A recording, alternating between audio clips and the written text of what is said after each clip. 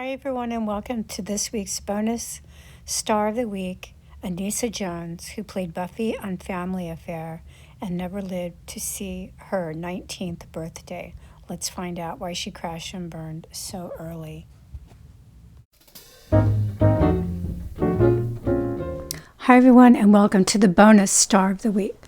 We're going to be talking about the tragic television star, Anissa Jones. She was a child star, and some of you will remember that she played the chubby cheek, cute as can be little girl in the 1970s sitcom Family Affair. That's where I remember her from. She was around my age, maybe a couple of years older, and I would come home from school and watch Family Affair, and I would fantasize that I lived in this penthouse apartment with a butler in the middle of some really, really cool city called Manhattan, and, with loving siblings around me. And this just looked like the greatest thing in the world, because where I was living was not exactly Manhattan. It was Bakersfield. And yeah, Manhattan looked a lot better to me. It still does. But as everyone came to learn, Anissa Jones' real life, was not what Buffy's life was on Family Affair. She was born in Indiana to a professor father who taught at Purdue University, and her mother, who was a student at Purdue University.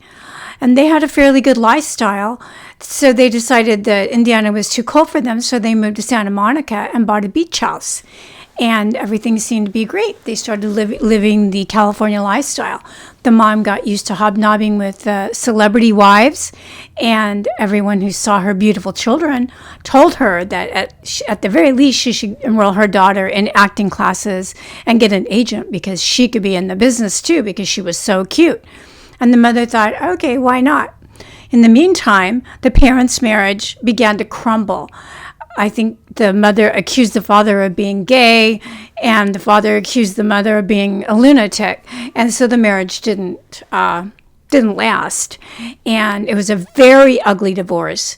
And both parents wanted custody of the two very small children. They were still very young. I think they were 2 and 4 at this time. But unless you were, a certified lunatic or a crackhead at that time in California, the custody almost was always awarded to the mother. So the mom got custody of both kids.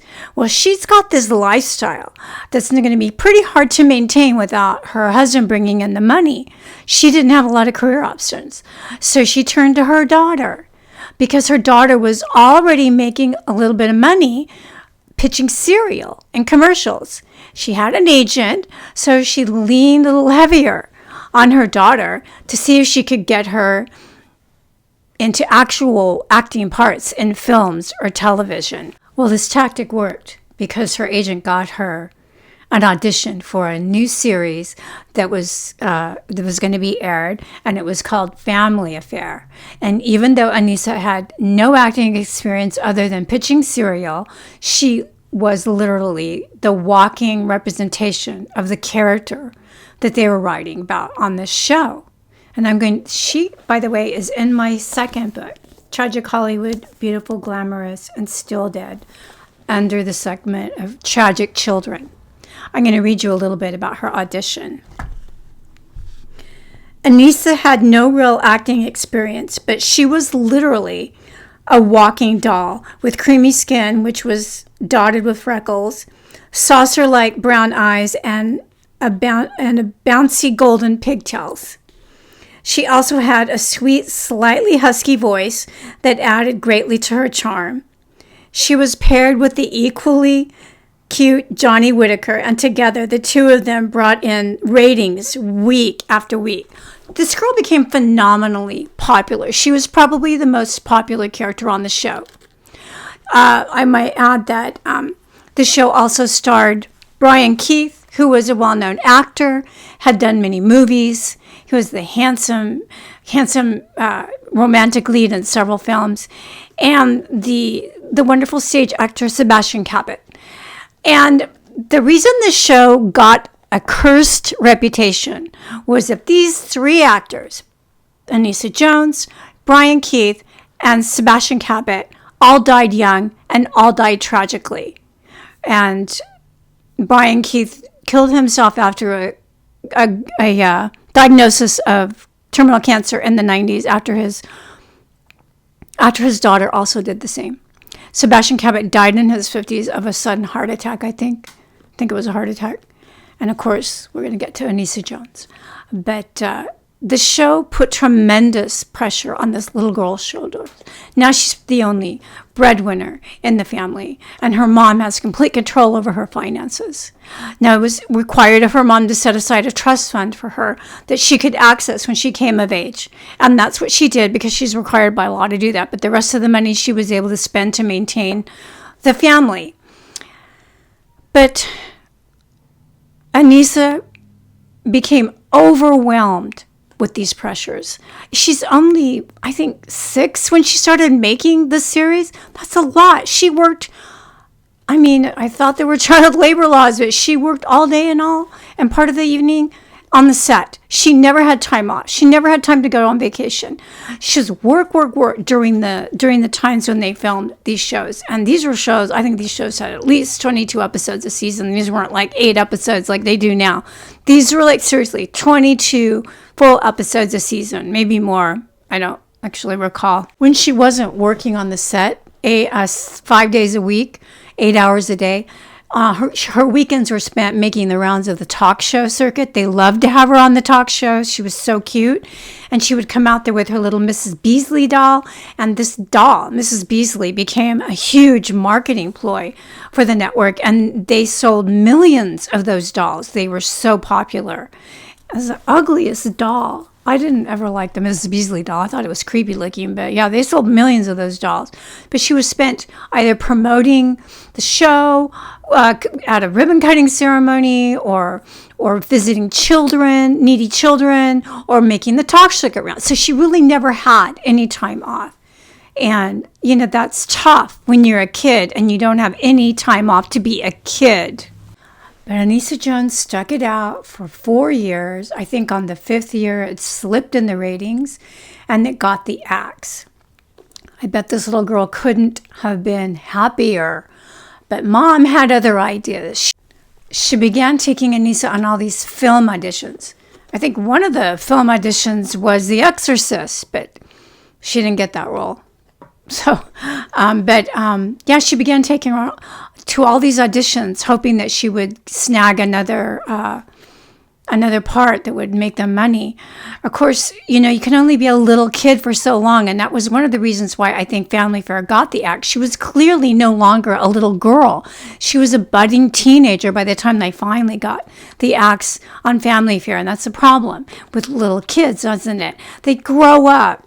So, yeah, that's too bad. When the money got tight again, Paula took to her bed and claimed that she was depressed and had her children waiting on her hand and foot, which didn't fly with Anissa or her brother Paul. So they took their things and showed up on their father's doorstep. He was renting an apartment just down the road from the beach house, and begged him to take them in and raise them. But the courts had other ideas because Paula had custody, so he couldn't just take them and raise them. So they were forced to go back and live with their dysfunctional mother. As she became a teenager, this was the 1970s, and as a teenager in the 1970s, I can tell you the pressures to do drugs at that time was tremendous. Everywhere you looked, your friends were either smoking pot or taking Quaaludes. Movie stars were taking Quaaludes. They were dying of overdoses. Rock stars were dying of overdoses right and left. So Anissa, unfortunately, she became involved with the wrong crowd, and she began to take drugs, and she became an addict. And it wasn't long after that she got mixed up with the wrong guy, who also, got her further into drugs. And she became more and more estranged from her dysfunctional mother. John and Paula went to court, and shockingly, the courts awarded John custody of the kids. And Anissa thought, oh, thank God, everything's great. all of this happened and nobody remembered. She'd just turned 15. Nobody even remembered. But she was okay with it because her father was finally taking some responsibility and she was going to be able to get away from her mother. And then guess what? Her father had a fatal heart attack and died shortly after this. So she was forced. A broken-hearted Anissa was forced to go back to her mother and the beach house. This happened a week before Anissa's 16th birthday. She spent her birthday scattering her father's ashes. So this was really sad and a big blow to Anissa as already unhappy and unstable life. She was forced to go back with her mother. I think she had a little bit of money, although I know that she was soon to come into her trust fund, so I think she was counting the days for that. But things went from bad to worse with her and her mother, and she eventually decided that couch surfing with her friends was preferable to living with her mother. So her mother decided to report her as a runaway, and the cops picked her up and threw her in juvenile detention. And I'm going to read this part in my book. Anissa was faced with a difficult choice: move back in with her mother, with whom she could not stand anymore, or couch surf with friends and bide her time until she came into her family affair trust fund. She chose the latter, worrying and infuriating Paula, who proceeded to file a police report listing her as a runaway. The cops picked her up at a friend's house and threw her ass in juvenile detention facility to teach her a lesson. Unbelievably, she spent several months in child prison to the delight of the tabloids. This was too good of a story to resist. Angelic little Buffy Davis was now an unincorrigible, troubled teenager spending her days behind bars. Do you think they showed reruns of Family Affair in the rec room? Probably. So there she is. She's spending 9 months there. I mean, really? Okay. She was released into her mother's custody. I mean, I can't imagine how thrilled she must have been. Well, this was the mid-70s. Like I told you, the drugs were out of control. So in order to, she was biding her time until she came into her $170,000 trust fund, which would be on her 18th birthday. And in the meantime, she was going to, she was doing drugs. She took a job at a donut shop and met a guy. And his name was Alan Coven. This is the great boyfriend that she decided to hook up with. They were both drug users. And so she decided she would, because drugs are expensive, she needed a part-time job to pay for her drug habit. So she and Alan became an item. She got birth control pills, and she just decided she was going to just sort of get high all the time until she would come into her money, and then she was going to get away from her mother for good, get her own place, take her brother with her because she was still very close to her brother, and everything was going to be finally great for her. At least that's what the plan was. The big day finally came in March of 1976. She turned 18. She got her money. She did what she said she was going to do.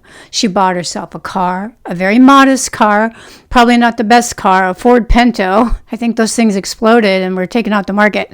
But she bought her brother a souped-up Camaro because she loved him that much and because she wanted to make up for all the bad things that had happened in his life. She took her brother, she rented her own apartment, and the two siblings began to live together because she didn't want him to have to live with her mother either. So that was the kind of person she was. Unfortunately, she was also a drug addict. So she began unrestrained by adults. By this time, she went crazy. And her brother developed a drug habit that rivaled her own. And she had no problem with that. So I'm going to read this part in my book about her ending. Everything eventually fades into sepia, or that mid-70s washed out, Polaroid colored, until there is nothing left but a whole bunch of what ifs. For Anissa Jones, that came in late August of 1976.